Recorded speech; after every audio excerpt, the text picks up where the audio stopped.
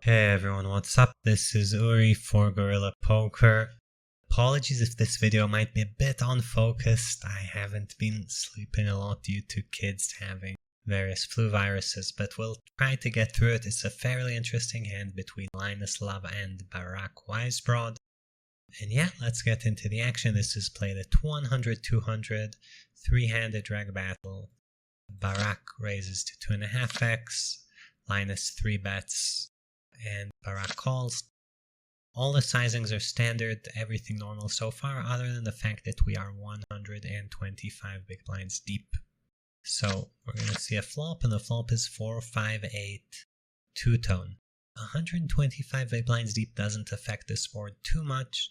Strategies do change as you get deeper, but when you're at this stack depth, you still pretty much go with overpairs, and the idea behind this has to do with the concept of stack to pot ratio. So if this were a single raise pot and you had tens or queens, that wouldn't be a very strong hand once tons of money goes in. But given this is a 3-bet pot, there's not that much behind. Kind of the best strategy to play is just to shovel money in with those hands, and your opponent is forced to fold a lot of good hands and call a lot of worse hands, and it just ends up working out well for you. That being said, of course, this isn't the best board for Linus. All his overcards miss, his opponent makes straights and sets, etc., so definitely not a bomb everything type of board. Linus goes for a 70%-ish c-bet, and Barak calls, and here I'd assume Linus is going to have a range that's got some overpairs with a preference to the lower ones over the higher ones because they need more protection, and some draws, backdoor draws, overcard bluffs, kind of everything other than medium strength hands. Like, I wouldn't expect to see, I guess, a lot of ace queens in this bet. Ace queen is more of a hand that wants to check down than bet this size. I'm not sure lots of ace kings even go into this bet, though ace king has this tendency to dominate some of the calling range. Certainly not a lot of ace jacks in this bet, but yeah, kind of everything else is fair game. And Barak, of course, will have to continue with tons and tons of hands. So yeah, 6 of hearts turn, very equity shifting turn. So at this point, despite the stack to pot ratio, I think Barak's range has more 7x and pocket 6s and 5-6 suited and all those hands. And Linus definitely can't stack off overpairs anymore in a profitable, active way, so he's forced to either bet very tiny or check, and a lot of people would just simplify to never bet anything here. So Linus checks, and Barak goes with a third potish stab, maybe a bit smaller even. The idea of this being, what range is Barak betting first of all? Well, we'd assume some bluffs and some value, and value here is going to probably be in the 2-pair region. And this bet size makes it so that Barak can maybe throw in a couple of protection bets, because Linus is going to have so many unpaired overcard hands that maybe Barak wants to bet with his ace-4, ace-5, 8x, pocket 9s, all those hands just to kind of farm the protection. The board is a bit locked down, barring a 7 on the river, not much is going to change, and then he can go for value on the river. So I think maybe the plan is something like that, to get protection when there is so many overcard hands in Linus's range, but Linus goes for the check raise all in, which we'll talk about in a second.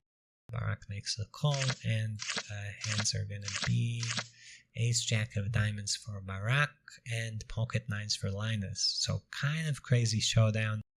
Intuitively, I would say Barak has a type of hand that I'm not sure is actually a bet call.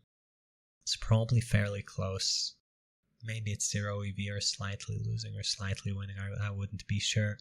My guess would be is that his hand is 0-ish EV and mixes or folds. But yeah, I think the way he played his hand makes sense, with a question mark of calling 125 deep. Linus, on the other hand, pocket 9s is a play that I have seen in solvers, and the idea behind it is not that 9s is going for value here, it's going kind of a merge / protection, where the idea is, Barak has a strategy of denying all your overcards equity, and your counter strategy is going to be to check raise. And just kind of close your eyes, check raise all in with some draws and some overpairs and hope for the best. And when you get called, it's generally not very good for pocket nines, but again, the play does deny a lot of equity from Barak's range, and that's, as stacks get shorter and shorter, even though you're not ahead when the money goes in, all the folds that you get are worth quite a lot. So I think that's the idea behind the pocket nines play. I think it's probably a high frequency play, and probably mixed with all of Linus's overpairs is kind of calling, shoving, and maybe folding, I'm not sure. But yeah, let's take a look at the solver. Overall, I'd say Linus, surprisingly, I'd guess he played the hand perfect, and Barak, I'm not sure, like I said. So let's take a look. So here we have the flop with a c-bet size similar to the one Linus used, and you can see that he doesn't get to bet very often for this size. Like we said, not a good board for him. But if he does bet, he prefers the lower overpairs, 9s, 10s, jacks, queens. And assuming in some world you got called and you got the turn, 9s wouldn't be going for stacks, it's not good enough, but jacks, queens looks like just rip turn, like all in. Actually, I put the super connected turn. Let's do like 4 of clubs.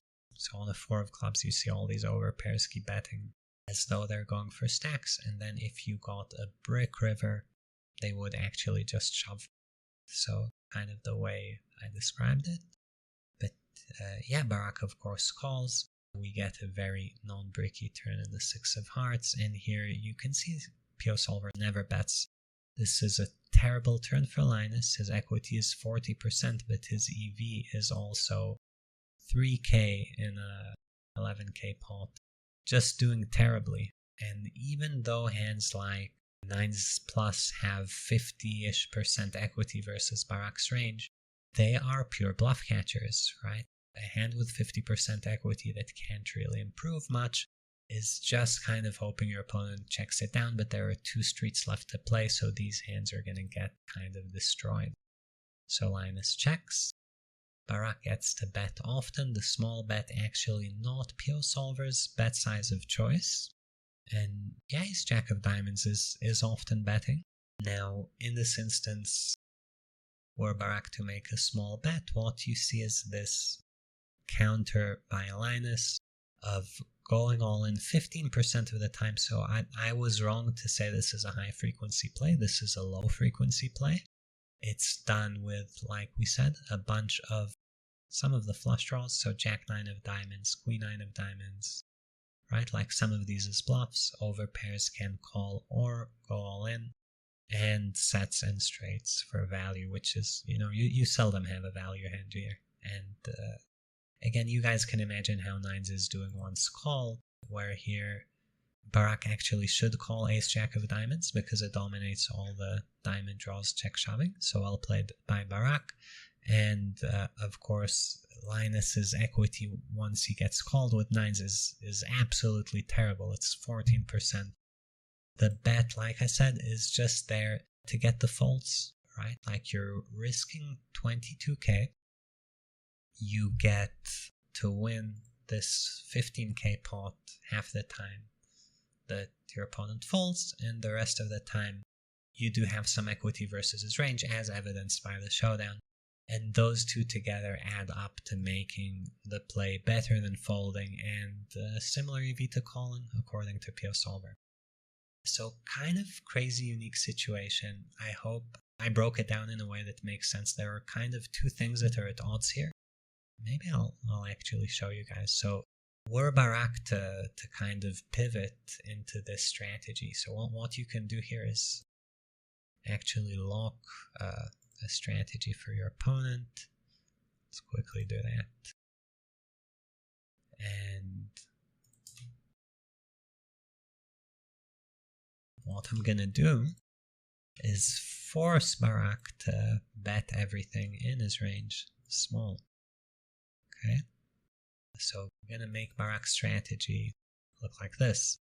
And I think this is how some people who bet small would actually play. And what PioSolver lets you do is come up with a counter strategy. So what if your opponent actually stabs everything small? What is your effective counter? And the answer, not surprisingly, is to check raise more.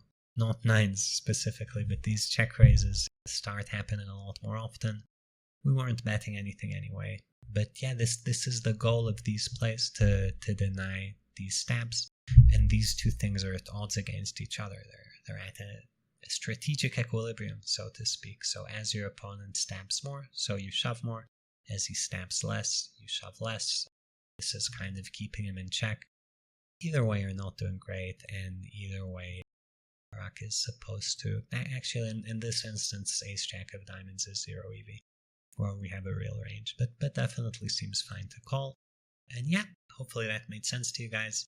I hope you enjoyed the video. If you did, please like and subscribe to the channel, and I'll see you guys next time.